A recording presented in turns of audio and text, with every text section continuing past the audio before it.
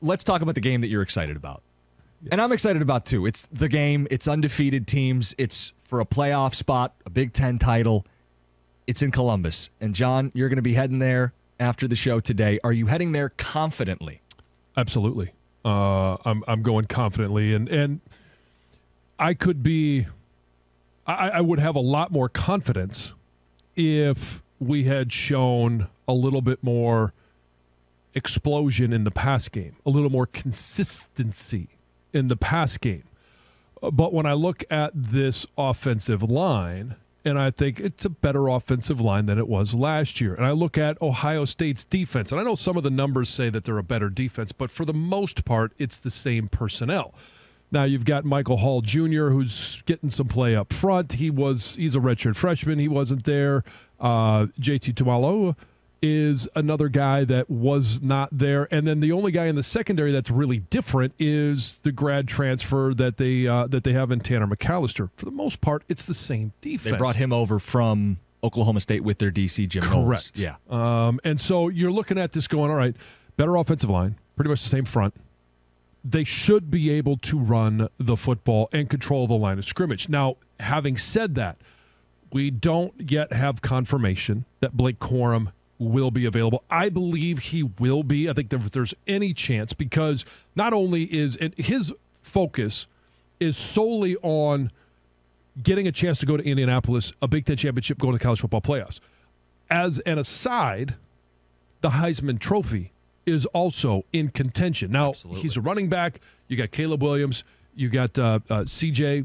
Stroud on the other side. It's probably going to go to one of those guys, because it's become a quarterback award. And I don't necessarily know that he's had the season that Caleb Williams has had, but we can, that's a discussion for postseason. But if he goes, all right, that's positive for Michigan. I don't know that Donovan Edwards is going to be able to go. If neither of those guys go, now you've got Isaiah Gash, C.J. Stokes, Tavi Dunlap, all three of them, not the guys right now that you have in your starters. That gives me a little bit of pause.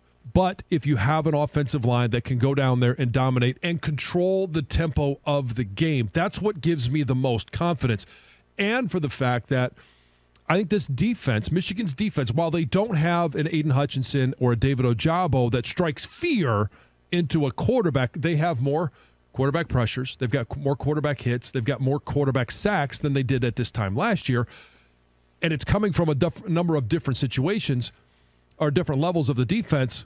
I think the defense is better. The secondary is better. Now, is it good enough to match up with the trio of receivers that Ohio State has on a down-and-down basis? If Ohio State's going to throw the ball 45 times, no, they don't.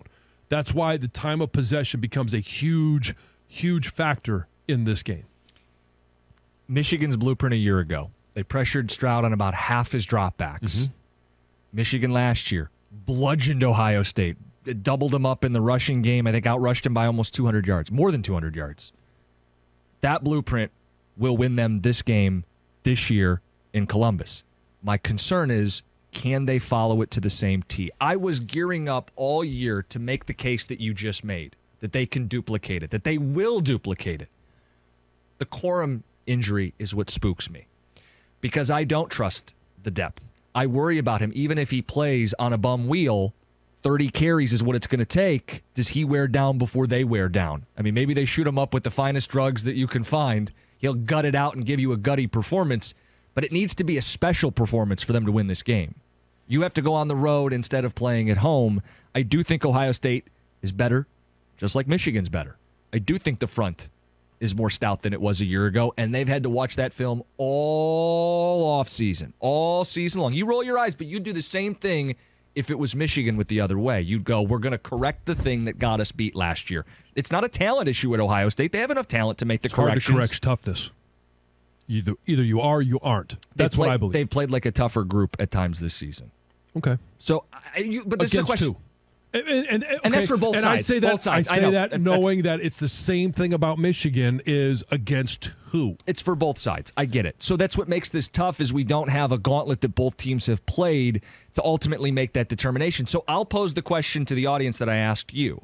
How confident are you going into this game? I think there was a case building all year long, and then with one play against Illinois, it spooked me. It cast doubt for me as to whether Michigan can replicate the blueprint that has proven, that is tried and true, that wins this game. So here's the other question that I have.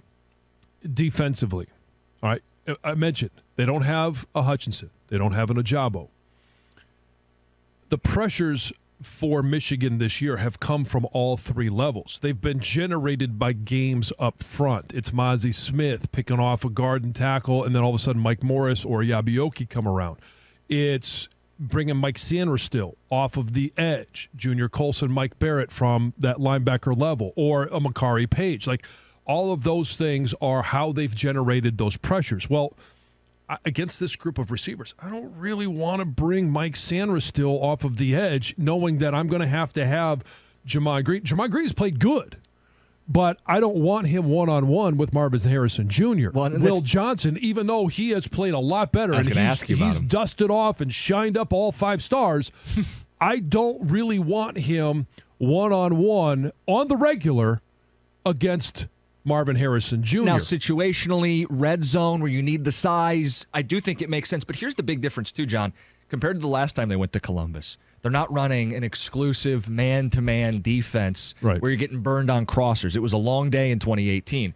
The scheme is more diverse, and they say year 2 of the scheme. Minter's done a good job. I think it is year 2 of the scheme. With the complexity, they're great on third down. This is a better Michigan defense top to bottom than a year ago. And I like their ability to make adjustments, in-game adjustments. We talk about it coming out of halftime, whether it's, Michigan's offense in the third quarter, Michigan's defense in the third and fourth quarters. They've been very, very good coming out of the locker room. And that's not just Jesse Minter. Identifying where they could be hurt, where a team is hurting them, and making some adjustments. It's also Steve Klinkscale, who I think is a terrific coach in the secondary, which is a large part why they are playing better in the secondary. Again, the concern is going to be Marvin Harrison Jr., Igbuka, and Julian Fleming.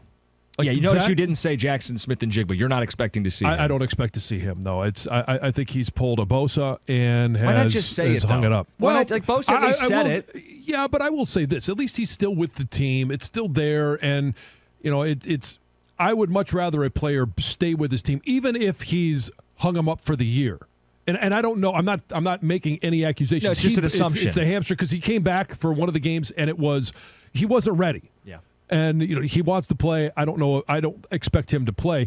But the question is C.J. Stroud, and if he's under pressure. I'm going to give you 4 players that I think have to have big games, and they're all guys that could play on the interior of Michigan's defensive line because their offensive tackles, Paris Johnson and DeJuan Jones, I think are good. Mm-hmm. Not great, but good, and they've played really good this year. You look at their interior offensive line for Ohio State, it's going to have to be Mozzie Smith, Mason Graham, Chris Jenkins, and Mike Morris. Mike Morris mostly plays out on the edge as an edge rusher, but they do move them around, and he will get time on those interior 3. They'll reduce the front, That's where the pressure has to come from. And against C.J. Stroud, that's okay because he's not a guy that wants to run. He's not a guy that extends plays.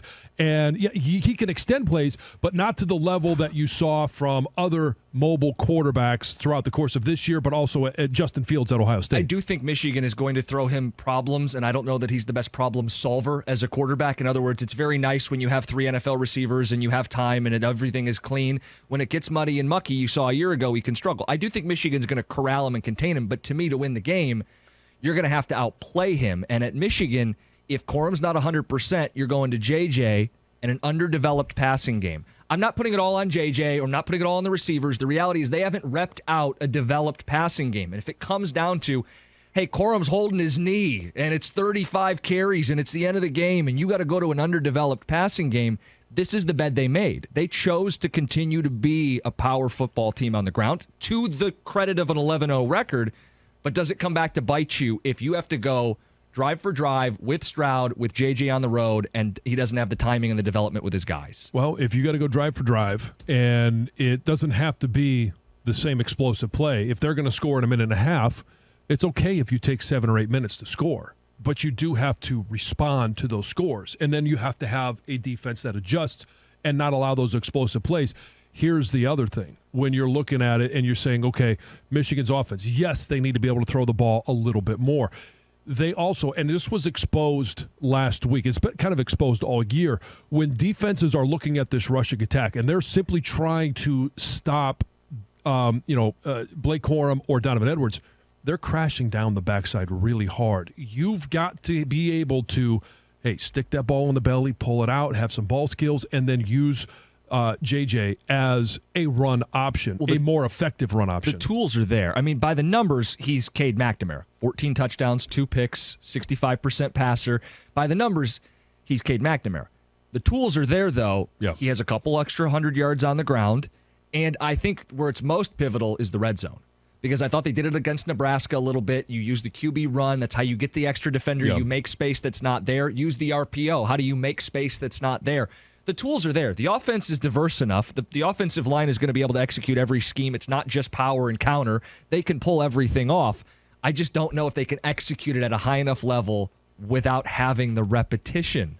It's the beauty of playing the game.